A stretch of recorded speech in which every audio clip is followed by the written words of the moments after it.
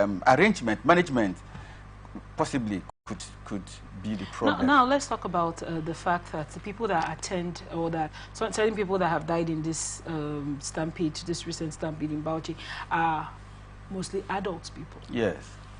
Why is it difficult for adults to coordinate themselves? Now, someone gets to somewhere where they are sharing food. You went there for food. And they say stay on a single line. Do people stay on single lines? People don't stay on single lines. People don't stay. You attend parties, isn't it? We are responsible people, and then there are food stands. Yeah, I mean, look at it. Somebody just come, instead of you taking your cue, be on the line. You see somebody who will shunt and want to get to the front for whatever reason, is either he's a big man or he's a big woman. You see, do you think that has anything to do with our value system? We've become very impatient. I think the thing is that what we are lacking, the attitude, the character that we are lacking is impatience. People are no longer patient. They don't want to be. This was the kind of thing that Diagbo, you know, when he stayed for a very long time. If you come to a public place and you want to shunt, and somebody will tell you, please, take your cue, go to the line. But that doesn't happen anymore. If you go to banks, the same thing everywhere. But then, during the Diagbo regime, he brought some sanity. You could go to the bus stop and see people queuing. That's even when Diagbo had left office, Buhari, people still maintained that culture for a very long time. Again, you find out that what is this institution that also helped to popularize that aspect of our culture, the culture of queuing, the culture of taming people's patience. That is the problem. And we don't have anything like that now. No. People are no longer patient. Maybe because of the trauma of the economic situation they've been forced to go through. All of that broken their endurance, their tolerance and their patience level. So nobody, you know, wants to wait. Go to the filling stations. Okay, these things. And again, as I said earlier on, possibly go to a filling station. All the pumps are functioning, but because they want to create an atmosphere of stampede, they decide to sell only one pump. And so you see people crowding.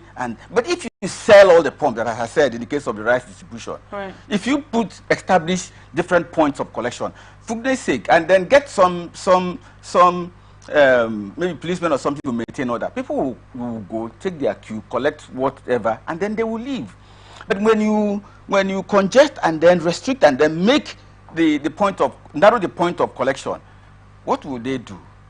You create stampede, you create impatience, you create all manner of things, and then the beast in people will begin to manifest.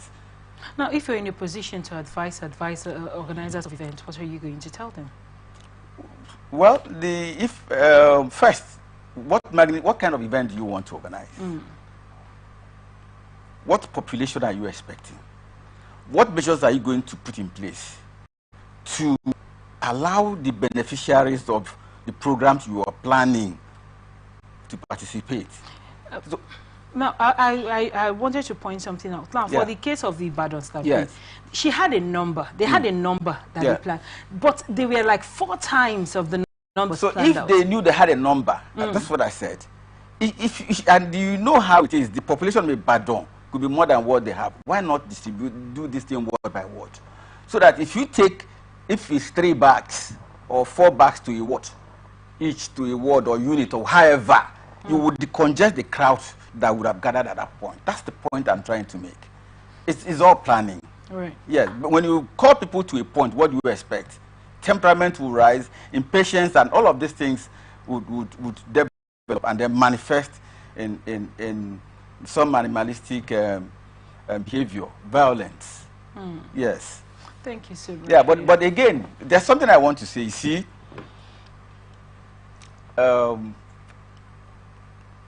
when I talk about what the Greeks call Moira Ananke, like those people who died, we are destined to die. Everybody is destined to die. Sure. A day to die for everyone. Yes. So you find out that it probably would have been averted. You know, if you look at disasters, some man-made so like even this one. even if you know, the planning you described was put in place, even if the crowd was amply controlled, even if it was taken, like you said, to units and wards, those people would have still died. Well, way. it's possible because it appears they have been destined. They've been destined to die. We are all destined to die. Yeah, we're all destined to die, but nobody knows how and when. And so this, as it were, became an appointment, became an opportunity for an appointment with death. Sadly. Sadly. And I think that my heart goes out to the families of all those who have lost their beloved ones. Not just this, in incidents like this. They do happen. And some people, if you ask them to come for, and even political rallies, even when people go and then they die. It happened in Port Harcourt, Polo Club there. Prayer conferences and so on. These things happen, stampede. Sad. Thank you so much for your insight on that.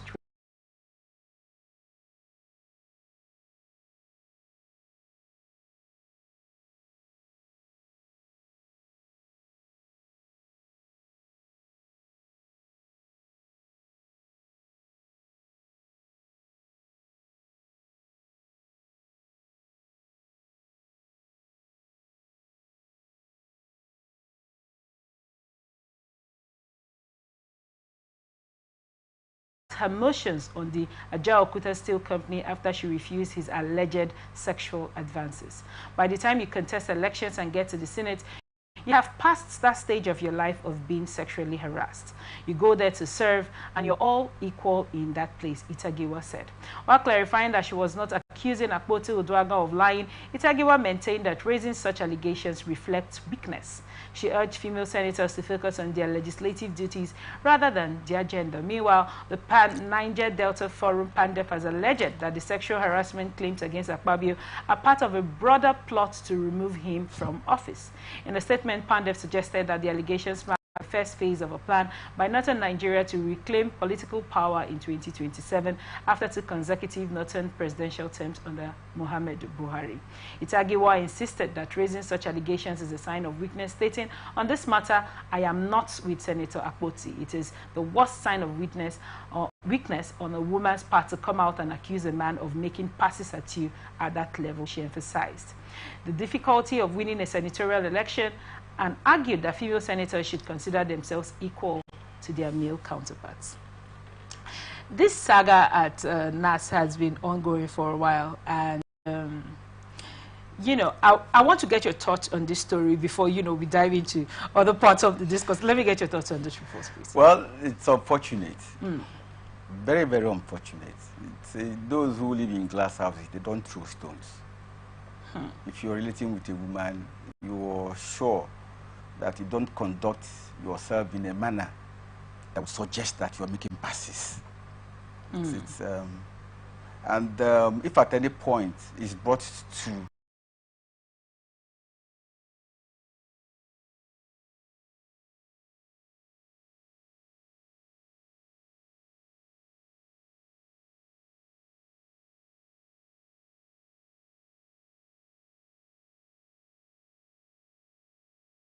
his Natasha's husband, yes, earlier before they even met her. For me, if you watch, if you look at the entire thing, Natasha's husband is not. I'm not sure she has said anything. Oh, he has. Oh, I don't know when. So now a lot has happened with this. Yes. And for every day we wake up in the morning, it's a running story. It's a running story. There's a new development now. I think yesterday her husband rightly said she told him about the situation, and he met with Akpabio man to man and told him, okay, this is not, don't do this, and all that sort of thing. And he met him and spoke to him as an elder, as a friend and an ally would. But he's surprised that the Senate president still continued. But then again, my guest with me in the studio yesterday rightly said, what would the husband have said in a situation of this nature? He's supposed to say he's not aware, or the whole matter is taking him unawares, or he's surprised about the development. Now, when we look at this, I want us to look at the facts first of all. Women are underrepresented in the Senate. They're just about 3 female senators. About 4. So we are vying for an increase in that. And now we have this. Right? Senator Kingibe said that Natasha never came to meet her one-on-one to tell her that this was happening to her and all of that. I want us to look at the fact that the whole trend of women supporting women. Can we see it in this story? It's not happening. You know, a lot of things, a lot of factors are playing out. As I said earlier on, ethnicity, you know, it depends on, you know, who has the bulk of the cash. You can hire whatever group you want, but as long as you do give them the money, they just come and then defend positions. But again, women, actually, it doesn't matter. That's what Senator Itagiwa was saying with regard to, if you're a woman, I'm telling you, you're a woman, you'll be surprised at your status and everything. A much younger man, in spite of the age, would come to talk to you. Will come to talk to you about love. Will come to talk to you about friendship, whether you are married or unmarried. So to say that because she attained that thing, that she would have overgrown that, no, that is not true. That is not true. But approaching a woman doesn't necessarily translate to, you know, trying to sexually, you know, harass them. Yeah, but again, at some point, that's why at some point, when for those who are not liberal enough to know that when you talk to a woman and she doesn't consent, you should let her be, even if she's your friend and she comes for some assistance. I mean, before you progress to the level of intimate or sexual relationship, you should be able to still continue assisting, because it could be that, oh, is it because I didn't agree? Is that why I begged you this? You didn't. When they think that, oh, yes, you're my friend, they want to go to the next level and you don't oblige them. Yeah, they begin to introduce some antagonistic measures. Right. So I want to get your thought also. The Senate president hasn't said anything. No, he hasn't said anything. That is where I'm happy that he hasn't said anything. And there would have been room for alternative dispute resolution. It's not the courts. You might win the court and you don't have the peace. Remember, these are family members. These are family friends. Right. Something must have worked. People say that if the hand doesn't touch the drum, the sound doesn't come out. So you won't know. So something must have happened. I don't know what it is that happened, but I think that they should have deployed alternative dispute resolution. The Senate president's wife and and the husband should have, my dear sister, this thing that is, you know, we are friends. Can we manage this thing at all? All right. Yeah, it's possible. And even Itagiwa, those who claim that they are friends, that's why they should not take sides. If you really have their interests at heart, move towards checking for that, deterioration of the situation. I'm telling you, he's the number 3 man. He's big, and perhaps the other lady is a smaller person. But let me tell you, each time you wearing a white and then you roll with an underdog, you will get messed up. Or you will get soiled. So you better don't allow it to start at all. So that's what they let them engage them. Bring them. Those sometimes people claim they are your friends. They are not your friends. They're only waiting for an opportunity to bring you down, and they stay behind and they laugh. If those on both sides who claim that they are friends should bring them, sit down and say, look, gentlemen, lady, let's leave this matter. Yeah, I think it's going to a point where all of us are going to be messed up. Right. What are the issues? Let's resolve them. Right. Yes, not law courts. Alternative dispute. You handle these things without anybody even knowing. Okay, I'm sorry. Once I heard that the Senate president was going to apologize, she said something like that. So I was expecting to be apologized on the floor of the house and all of that. I know he's a very jovial, you understand? But sometimes some people think that you can take joke out of context. It's issue of interpretation. All right. But yeah, my sister, no be like that too. I'm sorry. I'm sorry about this whole thing. And it ends. It ends. Thank you so much for your insight on that report. We go straight to the next one. Safayanu Dahatu, a 20-year-old man, has been arrested for allegedly killing his 40-year-old mother, Salama Abdullahi, with a pistol in the Abujan Kawata area of Bauchi metropolis. The Bauchi Police Command, through spokesperson Ahmed Wakil, stated that the incident was reported by members of the Peace and Security Committee to the A Divisional Police Headquarters on February 24, 2025 at approximately 3 p.m. Dalhata is accused of attacking his mother with a heavy pistol, causing severe injuries, including fractured hands. Police officers led by DSP Police Officer CSP Abdullahi Muazu rushed the victim to Abu Bakar Tafawa Balewa Teaching Hospital, but she was pronounced dead by medical personnel. Preliminary investigations suggest a heated argument between Dahatu and his mother, which preceded the attack. The police have recovered the pistol used in the assault as evidence. State Commissioner of EP Anwar Musa Mohammed has ordered a thorough investigation by the State Criminal Investigation Department. He further assured the public that the case will be handled diligently and Dahatu will be prosecuted upon completion of this investigation. You're a father yourself. I want you to look at this critically and where the youths, we are headed as a people. Now, I want us to look at it first from the hand of conflict resolution. How do you resolve conflict with your children from it, preventing it from getting to this point? The upbringing of children, where parents try to bring up their children in a way that, well, pleases them and the society, as it were. Let's look at this report. Yeah, it's very unfortunate that, that this is matricide, that the child should kill the mother. But again, we are told by the press, argument. What actually brought about the argument? I think we need to understand that. Is that a consequential state of where you say this magnitude of argument should prompt somebody to hit his mother's head with a pistol? I don't know whether, it's difficult to say whether the circumstance, whether the mother too had wielded a weapon in the argument. And perhaps, I'm not trying to hold brief for anybody, and perhaps in self-defense, he also used the pistol. I'm not saying that that is what happened, but the point that we don't seem to have sufficient information in the context in which the son used the cordial, used the pistol. Yeah, that's so. It's wrong. It's wrong. If we bring our children up very well, sometimes is there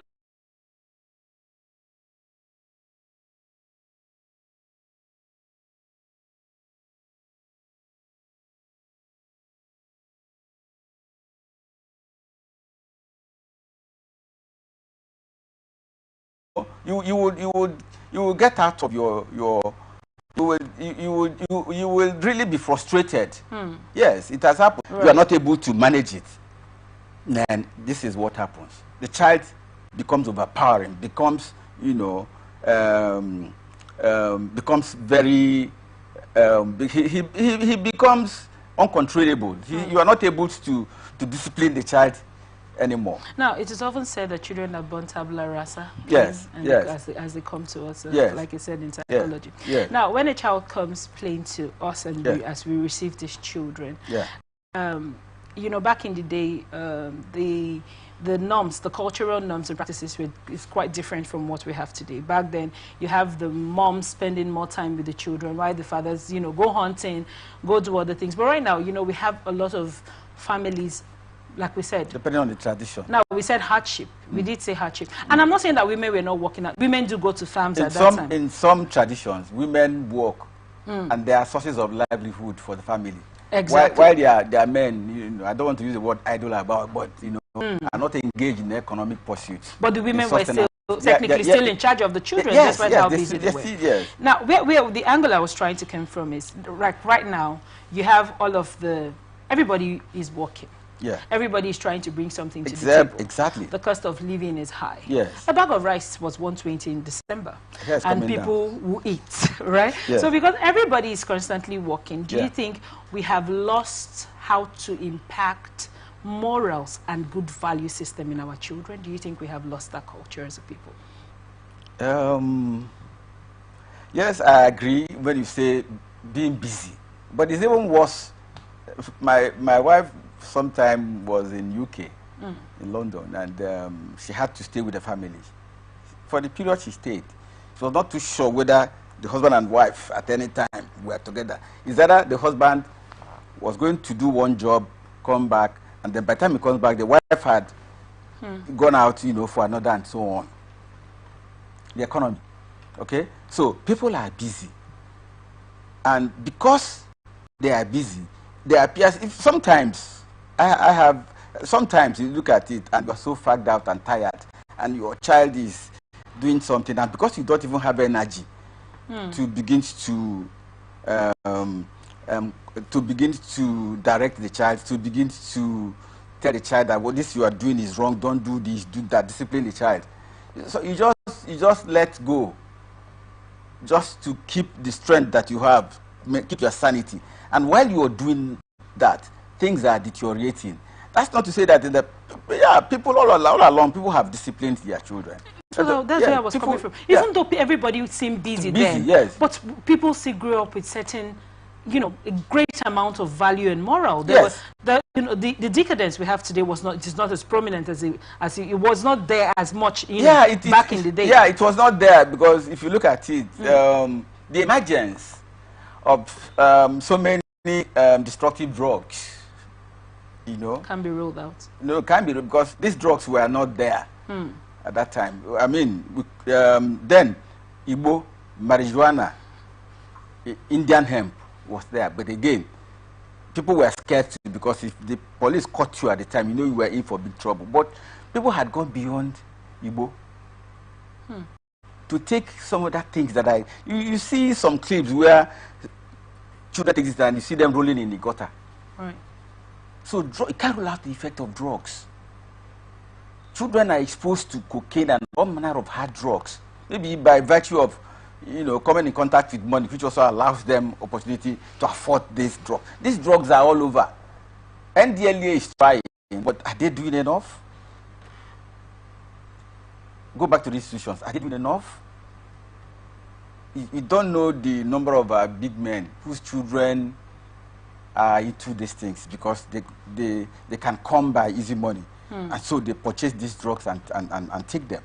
No, so I know you're in academia.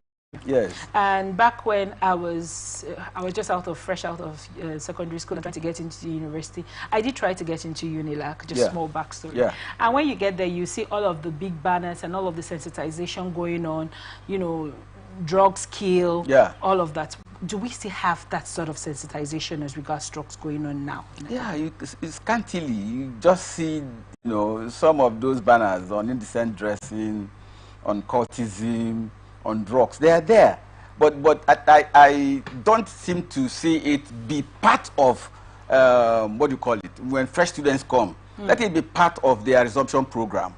What is it called? Is it matriculation? I mean, when they come in, you prepare fresh students. This should be part of it. And then you tell them, give them talks on the effects of drugs and what they should do to keep away from drugs. I think it's important that we should do sensitization to let our children know the effect of drugs. Right. Yeah.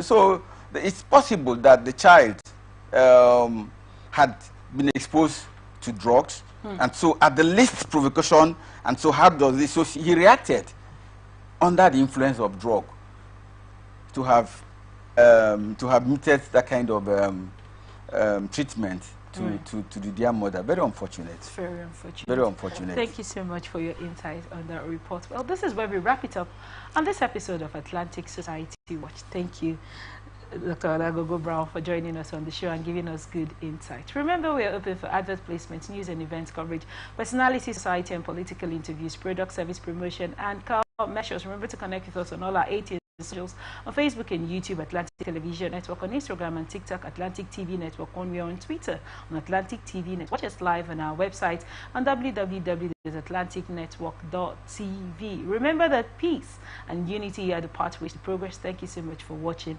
I am Otaria Benjamin. Please stay with us. Thank you.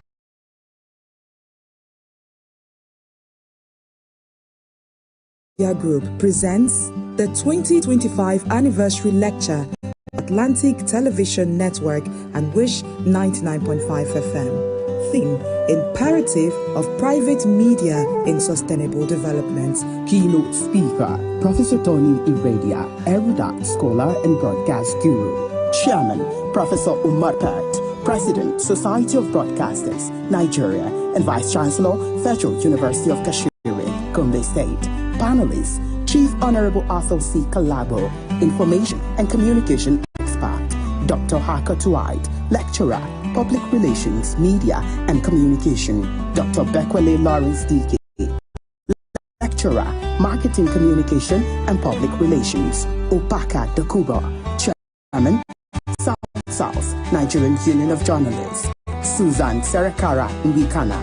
Chairperson, Nawach, River State. Chief Post, Dr. Chinyere Igwe, Esquire, FSM, FINC, FNIMN, MNIM, ARPA, MIPBA. Chairman, Morrison Group. Date, 10th of March 2025. Venue, the Meiji Banquet Hall, Gay Place Hotel, Kilometer 5 East West Road by Obirikwere Flyover, Rumosi, Port Harcourt. Time is 11 a.m. Call Kehinde Paul Obofadi on 0802 301 5728. That is 0802 301 5728 or info@atlanticnetwork.tv or info@wishfm99